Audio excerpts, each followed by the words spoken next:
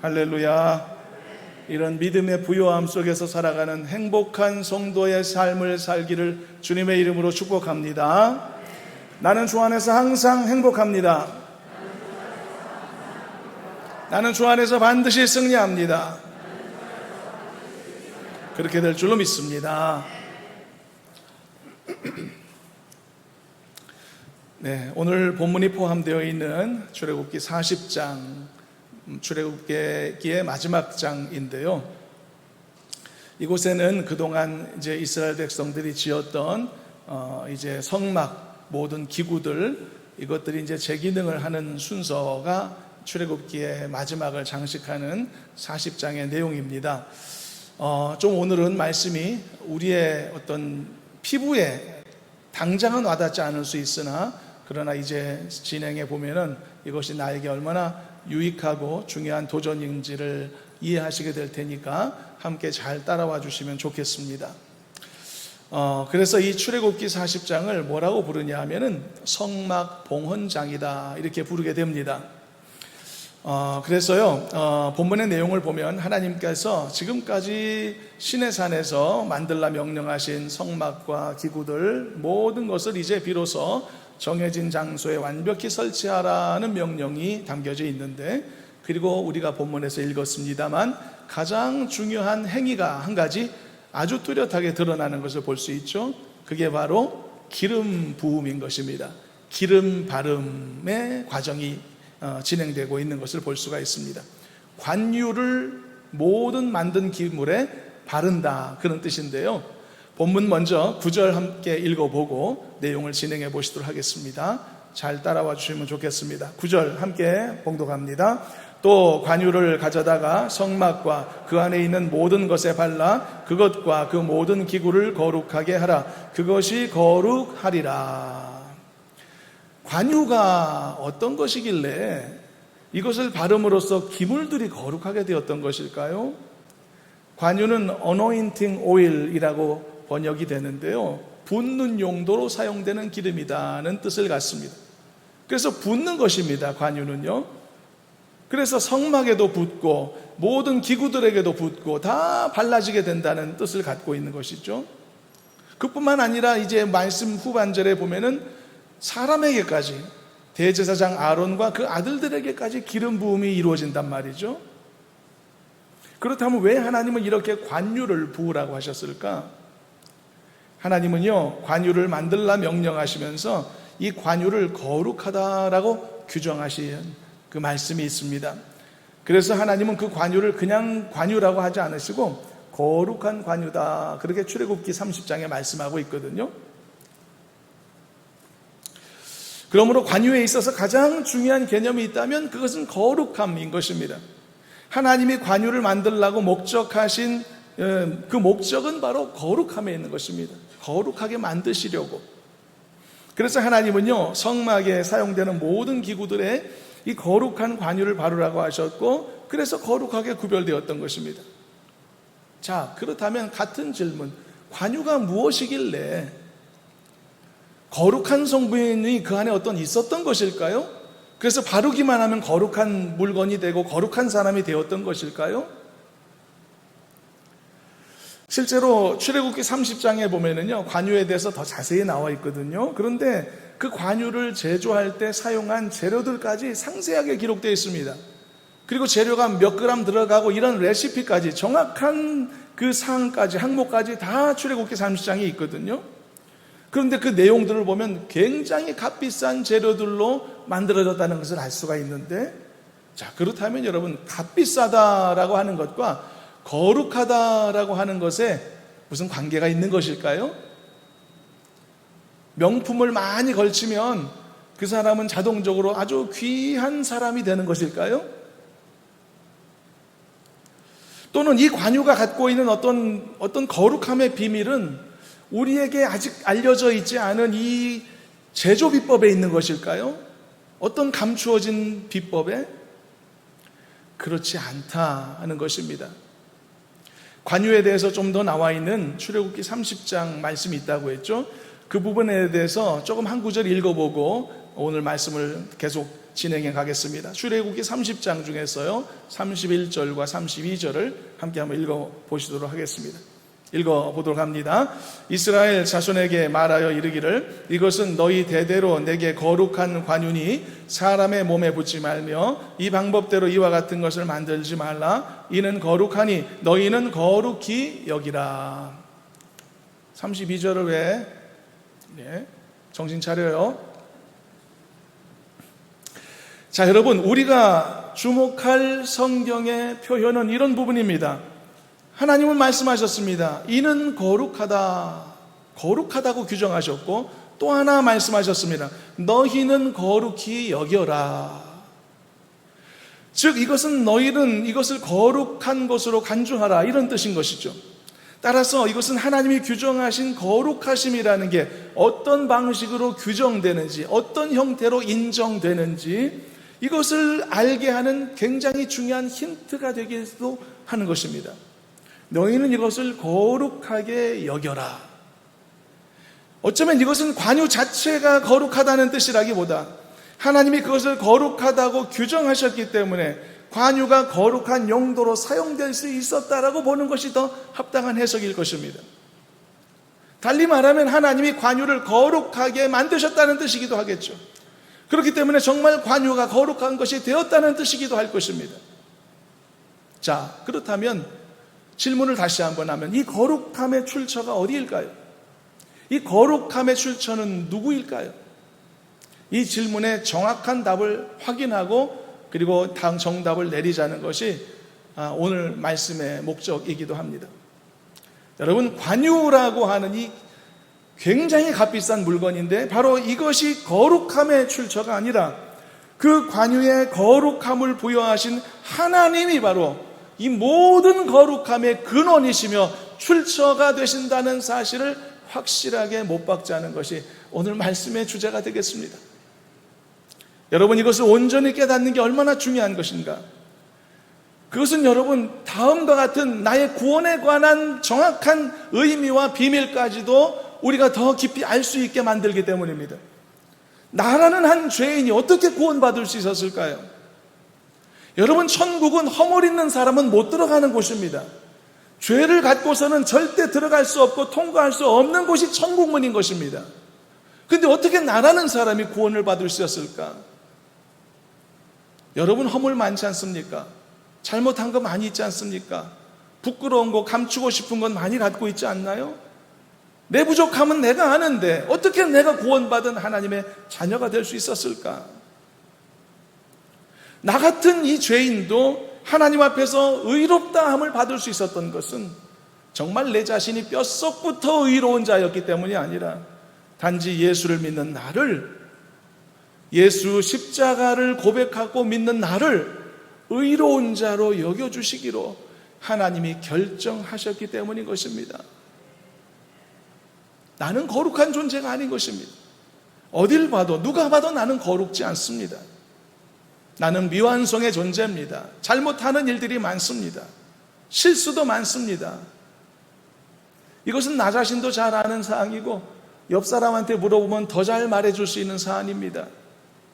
여러분들의 아내에게 한번 물어보시길 바랍니다. 여러분들이 어떤 사람인지. 집에 가셔서 여러분들의 남편에게 한번 물어보시길 바랍니다. 내가 어떤 사람인지. 아마 묻기가 겁날 수 있을 것입니다. 그리고 여러분들이 기대하는 좋은 답을 듣기를 바라지 마시길 바랍니다. 그리고 그들이 틀렸다라고 말하지도 마시길 바랍니다. 왜냐하면 여러분들의 아내, 여러분들의 남편이, 여러분들의 가장 가까이 있는 가족이 여러분들이 어떤 사람인지 가장 잘 알고 있을 테니까요. 내가 거룩한 사람이 맞냐라고 물어봤다가 기대하는 답은커녕 험한 소리 듣지 않으면 다행일 겁니다. 어딜 봐도 나는 거룩하지 않습니다. 말씀 서두에 제가 오늘 말씀이 조금 와닿지 않을 수도 있다라고 말씀한 이유가 여기에 있습니다. 우리가 다루는 주제가 거룩함이기 때문이죠.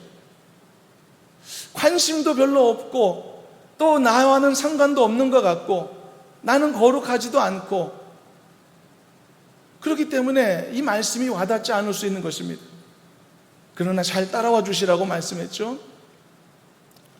하나님께서는요, 예수 믿는 나를 거룩하게 여기시기로 결정하셨던 것입니다. 예수님의 십자가를 믿고 예수님의 십자가 능력으로 내가 죄가 용서받았다라고 하는 사실을 믿는 나를 하나님이 거룩한 자녀로 인쳐주셨던 것입니다. 그래서 내가 거룩한 성도가 됐고 구원받을 의로운 자가 되었던 것입니다. 그런데 여러분, 여기에 또 한 가지 더 알아야 될 게 있습니다. 그럼 거룩하게 여겨주셨다는 뜻이 뭐냐? 안 거룩한데 그렇게 우리 함께 치자, 그렇게 하도록 한번 그렇게 생각하자, 이런 뜻일까요? 하나님께서 나를 거룩히 여기실 때 나는 정말로 거룩한 존재가 되는 것입니다. 믿으시기를 바랍니다. 여러분들은 성도라는 이름을 가진 사람들입니다. 거룩한 무리들인 것입니다. 왜 이렇게 확신할 수 있느냐? 나에게 주어진 이 거룩함은 절대 허상이 아니기 때문입니다. 왜냐하면 내가 부여받은 이 거룩함은 실존하는 것이기 때문입니다. 그 이유는 나에게 이 거룩함을 부여하신 예수의 십자가가 실존하는 것이기 때문입니다. 예수님의 그 십자가의 보혈의 능력이 진짜 능력이기 때문인 것입니다. 그 보혈의 능력 때문에 내가 거룩함을 입고 내가 의로운 하나님의 백성이 되었다라고 하는 것입니다. 이건 그렇게 치자라고 하는 것이 아닙니다. 그렇게 된 것입니다. 그만큼 예수님의 능력이, 그 보혈의 능력이 놀랍다라고 하는 것입니다.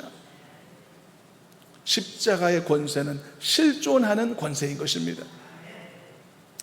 그래서 여러분, 나의 구원의 문제에 있어서도 이 거룩함의 출처에 대한 것은 굉장히 중요한 사실을 우리에게 알려주는 것입니다. 나 자신 때문이 아니라 하나님의 공로 때문에 내가 구원받게 된 것이죠. 바로 그럴 때 우리는 어느 순간에라도 하나님께 감사하고 언제나 영광 돌리는 하나님의 사람으로 존재할 수 있게 되는 줄로 믿습니다. 근데 때때로 사람들은 여기에서 잘못 생각을 하게 되는 것이죠. 거룩함의 출처를 오해하고 착각하는 경우들이 꽤 많습니다. 오늘 본문만 해도 그렇습니다. 거룩한 관유가 발라지는 모든 기구가 다 거룩하게 된단 말이죠. 야, 이런 물건이 어딨어? 이런 기름이 세상에 어딨어? 지금이라도 이 기름을 내가 확보한다면 엄청난 일이 일어나겠는데? 좀 우습게 얘기했지만 이런 식의 마인드가, 이런 식의 인식이 얼마든지 우리의 신앙에 자리 잡을 수 있다는 것을 말씀하는 것입니다. 그 당시 구약시대, 이 당시에도 그렇게 생각하는 사람이 있었다고 성경은 말하고 있으니까요.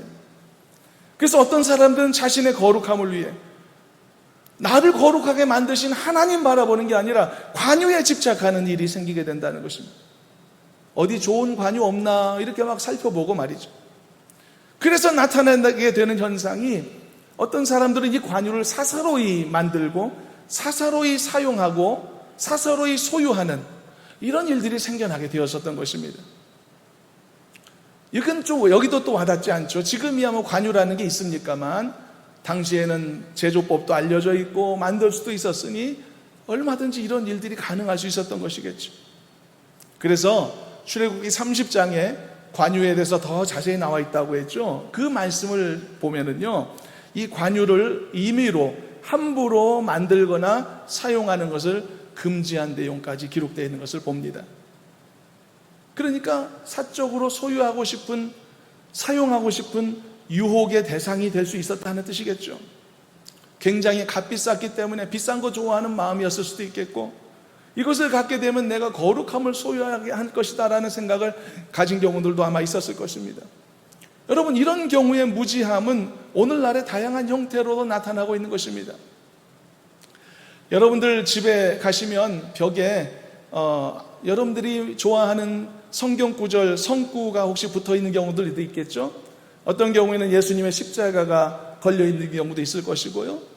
저도 제 집에 들어가면은 오직 나와 내 집은 여호와를 섬기겠다라고 하는 성구가 붙어 있습니다. 근데 여러분, 그것이 어떤 의미로 여러분들은 이해하고 받아들이시나요? 거룩한 성구가 붙어 있기 때문에 여러분들의 집이 거룩한 집인가요? 십자가가 붙어 있기 때문에 감히 누가 범접하지 못하고 하나님의 보호하심에 있는 건가요? 출처가 어딘가요? 출처가. 하나님의 보호하심이 있다면 그 보호하심의 출처는 어딘가요? 여러분들의 집이 거룩한 처소라면 그 거룩함의 출처가 어딘가요? 붙여진 성구인가요? 걸려진 십자가인가요? 그것이 아니라는 것입니다.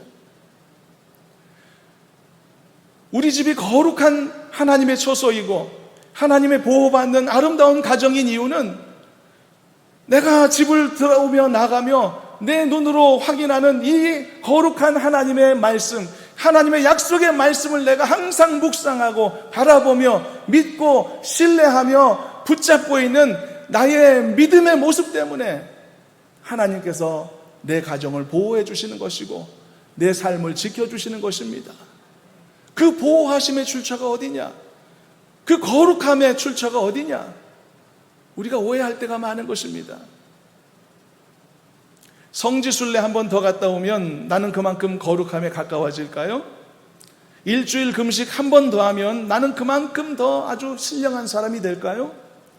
내가 열심히 직분을 감당하면 나는 그만큼 더 거룩함에 가까울까요? 여러분, 물론 이런 모든 것들은 하나님이 기뻐하실 만한 것들입니다.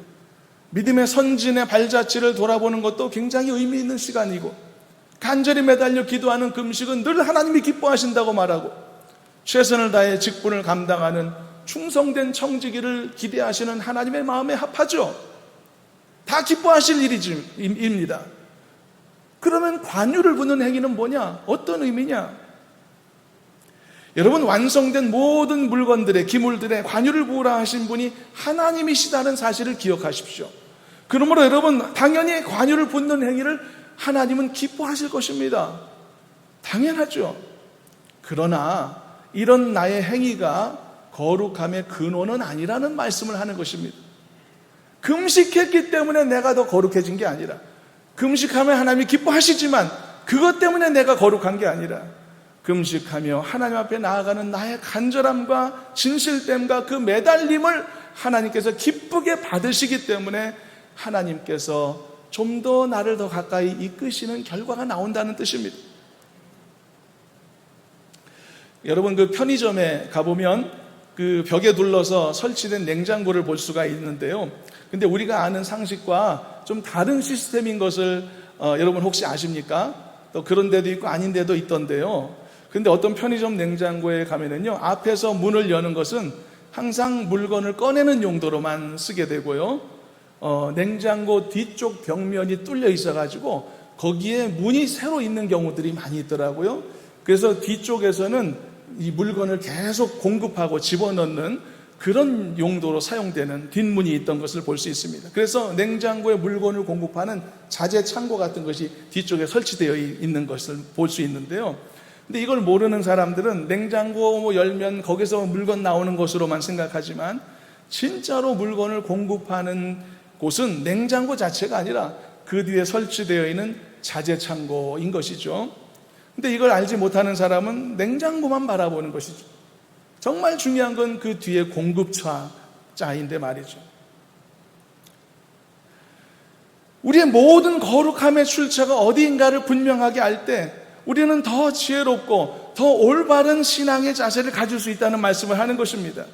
하나님께서 거룩하게 사용된 기물들에게 관유를 붓게 하시고 그것을 거룩하다라고 선언하셨다면, 그 거룩함은 관유 때문에 주어진 게 아니라, 착각할 수 있겠지만 하나님의 선언으로 인해 얻어졌다는 사실을 우리가 기억하고, 그래서 나도 관유를 소유해서 거룩함을 얻어보고자 하는 어리석은 생각하는 게 아니라, 본문에서 하나님이 명령하신 것처럼 이는 거룩하니 너희도 거룩히 여기라 말씀하신 것 같이 하나님이 거룩하게 하셨기 때문에 비로소 나도 그 거룩함을 얻을 수 있고 가질 수 있으며, 거룩한 자녀라는, 거룩한 무리라는 성도의 이름도 가질 수 있음을 깊이 깨닫자라고 말씀하는 것입니다. 그래서 우리의 구원에는 어떤 자랑도 존재하지 않음을 깨닫자라고 하는 것입니다. 내 신앙의 공로를 따라 주장하는 자세도 무익하다는 것을 깨닫자고 하는 것입니다. 내 안에 어떤 경건의 모양과 열매가 있다면 나를 경건하게 하시고 거룩하게 만드신 하나님께만 영광이 돌려지는 것입니다. 믿음 안에서 자랑하는 사람 되지 마시길 바랍니다. 신앙 안에서 교만한 사람 되지 마시길 바랍니다. 모든 공로와 모든 영광을 하나님께만 돌려드리는 가장 건강하고 복된 성도님으로 살아가시기를 주님의 이름으로 축원합니다.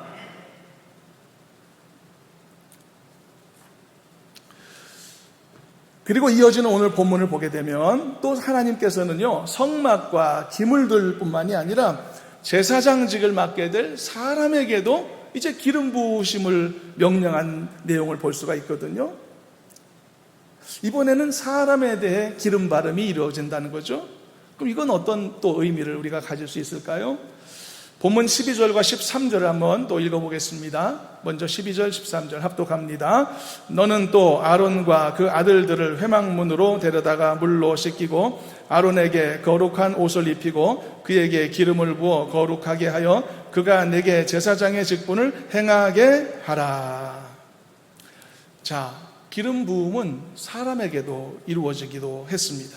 성막과 같은 기물뿐만이 아니라 제사장에게도.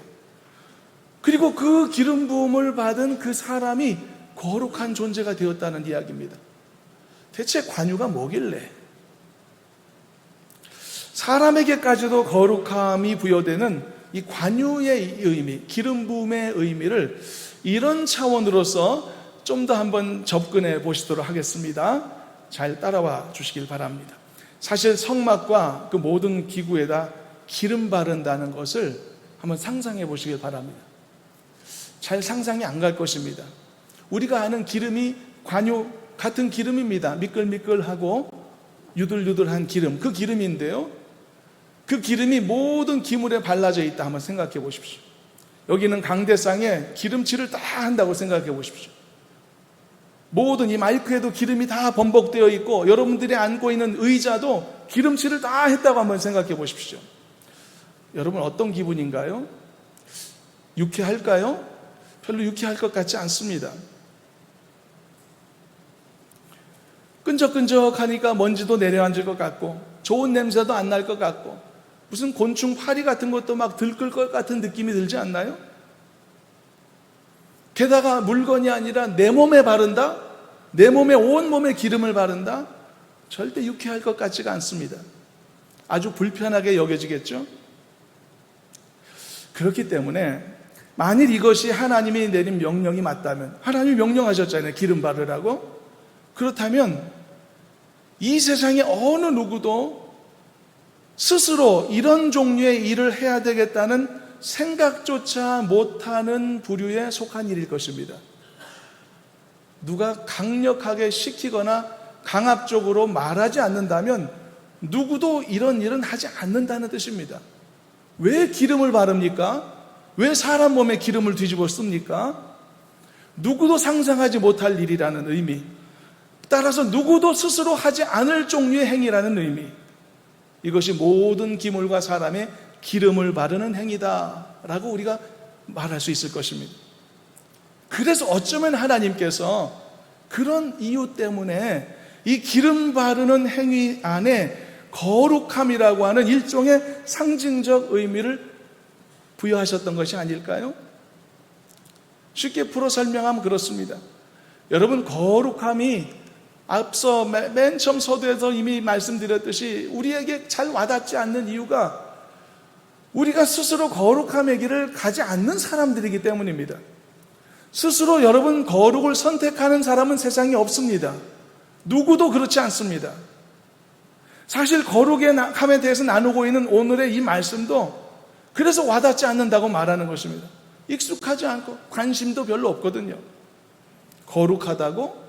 거룩이라는 단어조차도 요즘은 진부하게 느껴질 만큼, 신선하게 들려지지 않을 만큼 우리에게 가까이 이게 다가오지 않는 게 이 거룩이라는 주제입니다. 사실 우리는 정반대 관심을 갖고 있거든요.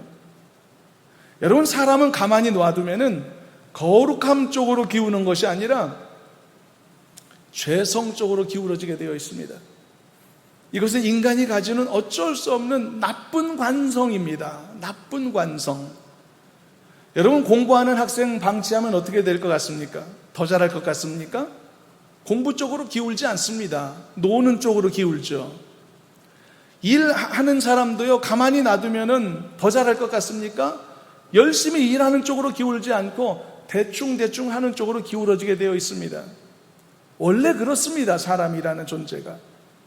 사람이 여러분 자기의 몸을 잘 관리하는 쪽으로 기울지 않고 아무거나 먹고 아무 때나 자고 이렇게 막 사는 쪽으로 기울어지게 되어 있습니다. 스스로 신경 쓰지 않으면, 내 건강 관리를 위해서 애쓰지 않으면, 편안하게 살면 그런 길로 가는 겁니다. 자율학습이라는 말 들어보셨죠? 말은 좋지만 공부 안 하고 노는 학생들이 더 많아질 수밖에 없는 구조가 되는 것입니다. 자율배식이라는 것도 들어보셨죠? 편하고 좋고 먹을 수 있는 대로 다 먹으면 좋지만은 불필요하게 많이 담아서 음식 쓰레기가 많이 나올 수밖에 없는 구조인 것입니다. 자율주행 이런 것도 있죠. 이건 제가 아직 좀 판단을 유보하고 싶습니다. 사람을 더 믿을 수 있을지, 기계를 더 믿을 수 있을지, 내 생명을 맡길 만큼 이 기계와 컴퓨터 시스템을 내가 신뢰해도 되는 것인지 아직은 저도 잘 모르겠습니다. 그러나 이것만큼은 분명합니다. 정말 이 자율주행이 완벽하게 실용화된다면 사람들은 훨씬 더 게을러질 것이라는 사실이죠. 그리고 운전 능력도 퇴보할 것이라는 것은 분명한 것 같습니다. 항상 그렇게 가는 것입니다. 물건도요, 그냥 방치해 두면 처음엔 새 거였지만 점점 낡고 녹슬어가게 되어 있는 것입니다. 사람도 젊을 때는 쌩쌩하지만 시간이 지나면 다치고 상처 입고 늙어가는 것이 사람의 모습인 것이죠. 이것을 연력학 제2법칙이라고 언젠가 설명한 적도 있었죠. 세상의 모든 것들은요, 오더에서 디스오더로 가게 되어 있다는 것입니다. 이 거스를 수 없는 이 흐름을, 이 거스를 수 있는 세상의 존재가 존재하지 않다는 이야기인 것입니다. 그래서 법칙이라고 말하는 거죠. 항상 질서에서 무질서로 가게 되어 있습니다. 깨끗한 방도 시간이 지나면 더러워지게 되고, 이 온 우주와 지구 만물도 시간이 지날수록 더 좋아지는 게 아닙니다. 더 진화되는 게 아닙니다. 더 완성되는 게 아닙니다. 오히려 시간이 지날수록 우리가 목격하듯 부서져 가고 있고 낡아져 가고 있고 소멸되어져 가고 있는 거죠. 사람도 마찬가지입니다. 거룩함의 주제에 관해서도, 경건함의 주제에 관해서도 아무리 신실한 성도라도 방치해 둔다면 스스로 거룩한 길을 선택지 않습니다. 그러면 어떻게 해야만 이것을 방지할 수 있을까요? 그것이 기계라면은 항상 닦고 조이고 기름치는 방법밖에 없겠죠. 그래야 낡아짐을 그래도 방지할 수 있죠. 그리고 그것이 사람의 육체라면은 항상 운동하고 식사 조절도 하면서 자신의 몸 관리를 최선을 다해야 될 겁니다. 그래야만 그나마 노쇠함을 이 빠르기를 막을 수 있고 건강도 유지할 수 있을 것이기 테니까요. 그리고 그것이 사람의 경건이라면, 그것이 사람의 신앙이라면 어떻게 해야 되겠습니까? 가만히 있을 수가 없는 거죠. 항상 깨어서 기도하고 말씀 보며 경건함을 유지하도록 애써야만 하는 것입니다. 그렇지 않으면 내 신앙도 쇠락의 길로 걸어갈 수밖에 없다는 뜻입니다. 그래서 어떤 사람이라고 할지라도 내가 지금 서 있는 그 포지션이 정말 대단한 믿음의 소유자거나 아니면 그냥 그럭저럭 신앙생활하거나 아니면 막 지금 믿는 초신자라고 할지라도 지금 서 있는 곳이 어디냐는 문제가 되지 않습니다. 어떤 상황에 어떤 상태에 처해 있다고 할지라도 그가 더 나은 사람이 되려면, 그가 더 경건한 사람으로 성장하려면 누구나 다 이 숙제를 감당해야 되는 것입니다. 나쁜 관성을 거스를 수 있는 의도적인 자극과 인위적인 선택과 신앙적인 경건을 위한 노력이 반드시 필요한 것입니다. 우리에게 필요 없는 사람 아무도 없습니다. 하나님이 우리에게 요구하시는 거룩함도 그런 의미인 것입니다. 우리는 스스로 절대 거룩함을 선택하지 못하는 존재입니다. 우리에 있는 죄의 관성이 너무 크기 때문에 스스로 거룩함을 선택지 않습니다. 그렇기 때문에 우리가 거룩함으로 나아가려면 어떻게 해야 되는가? 자연적으로 선택할 리 없는 선택을 해야 하는 것입니다. 어느 누가 자연적으로 경건의 노력을 합니까? 어느 누가 자연적으로 시키지도 않는데도 스스로 금식기도 합니까? 어느 누구나 스스로 작정기도 합니까? 어느 누가 자연적으로 그리스도인으로서 살아가며 감내해야 되는 희생과 그리고 손해를 기쁘게 감당합니까? 그러므로 우리는 우리를 거룩하게 하고 우리를 경건하게 만드는 이러한 선택, 우리 안에 있는 죄의 관성을 인위적으로 거스르는 이 의도적인 선택과 결단을 통해서만이 이것이 가능하다는 것을 분명하게 인식할 필요가 있는 것입니다. 그래서 우리 모두는 깨어서 하나님 앞에 서야만 하는 것입니다. 경성해야만 하는 줄로 믿습니다. 우리가 어떤 상황 속에 놓여 있다고 하더라도 믿음이 좋든 나쁘든 많이 믿었든 적게 믿었든 하나님을 더 깊이 알고 있든 이제 알기 시작하든 우리는 항상 깨어있는 사람이어야만 하는 것입니다. 그렇지 않으면 퇴보되니까요. 아무도 당연한 듯 이 선택을 하지 못한다. 그래서 마치 우리가 성막의 모든 기물들에게 기름 바르는 행위를 사실은 말씀하지 않았으면 꿈에도 꾸지 못했던 것과 같은 그런 말씀을 하는 것입니다. 여러분, 사람 몸에 기름 바르는 건 진짜 찝찝한 행위입니다. 내 손으로 만져야 되는 물건이 다 기름투성이라면 이게 얼마나 좋지 않습니까? 유쾌하지 않죠. 그래서 만일 이것이 하나님의 명령으로서 주어지지 않았다면 그 누구도 스스로 하지 않았을 행위에 속한다. 심지어 누구도 생각지도 못할 만한 행위이다. 그래서 하나님은 여러 다른 이유도 있겠지만 기름 바르는 이 행위 속에 그것을 거룩하게 하는 의미를 그래서 부여하신 것이 아닐까?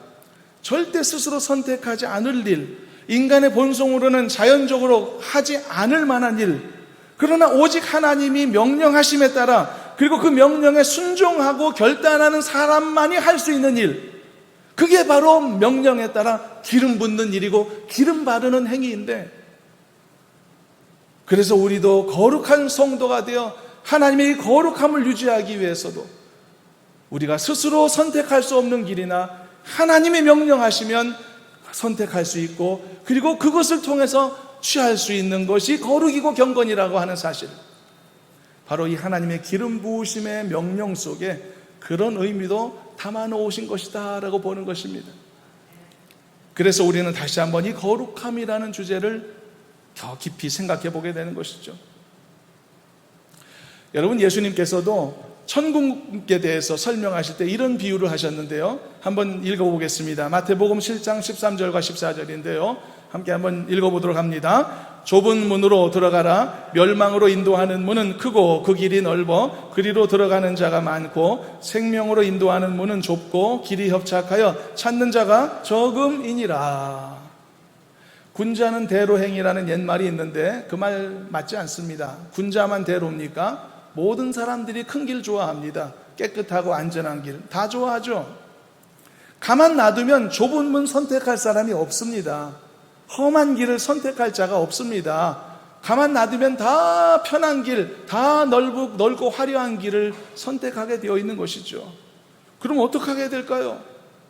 문제가 있습니다. 문제가 예수님 말씀하신 것처럼 좁은 문을 통과해야만 생명을 얻는다는 거죠. 그럼 생명을 얻으려면 어떻게 해야 됩니까? 불편을 감수해야 되는 거죠. 자연적으로 선택하지 않을 그 길을 선택해야 되는 것이겠죠. 잠시 어려워도 내 의지를 발휘해야 되는 것이겠죠. 그래서 생명이 기다리고 있는 좁은 문을 향해 나아가야만 한다는 것입니다. 그게 신앙의 도전 아닙니까?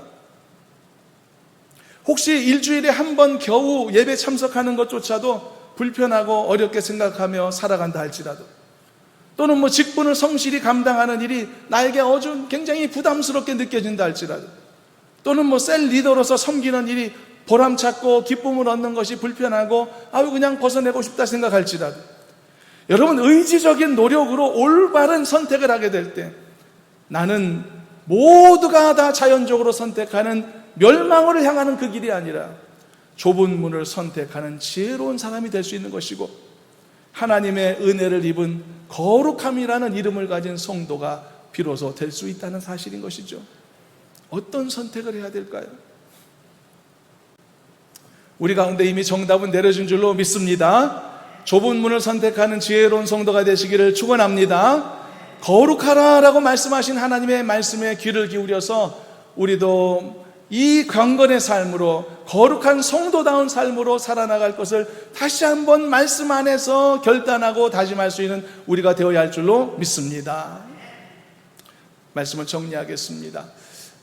이 성경이 기록되어 있던 수천 년 전 그 시대의 거룩함은 분명히 기름 바름으로써 얻어지는 것이었습니다. 그러나 기름 바름의 그 행위 자체 거룩함이 묻어나는 것이 아니라는 것을 보았고, 의미를 부여하셨고, 그래서 그 명령에 순종함을 통해 하나님이 주신 것이 거룩함이라는 것을 우리가 보았죠.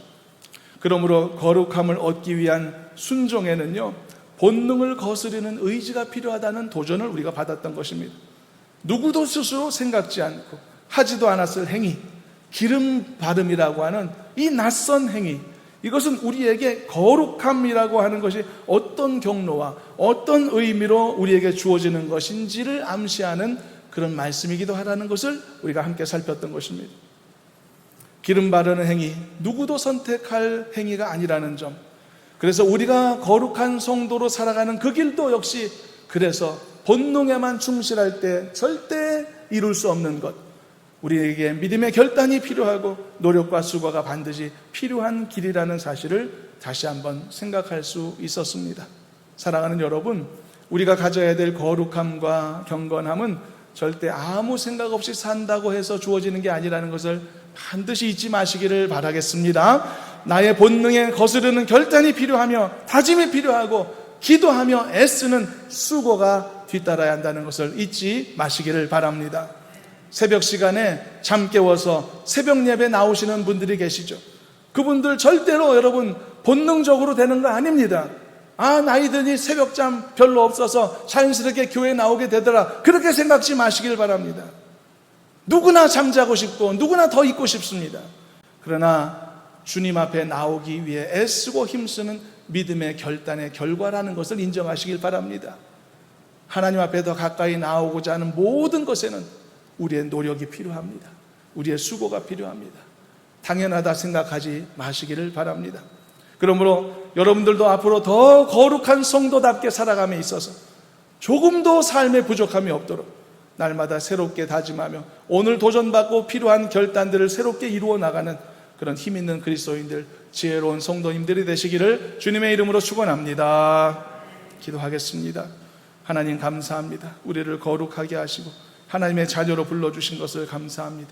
이제 우리에게도 거룩함의 사명을 주셨음을 알게 해주셔서 우리의 몫을 잘 감당하기 위하여서 세상의 흐름대로 흘러가지 않도록 인도하시고 오직 세상의 흐름에 거슬러 경건한 삶으로, 거룩한 삶으로, 하나님을 쫓아가는 은혜의 삶으로 우리를 이끌어 주시옵소서.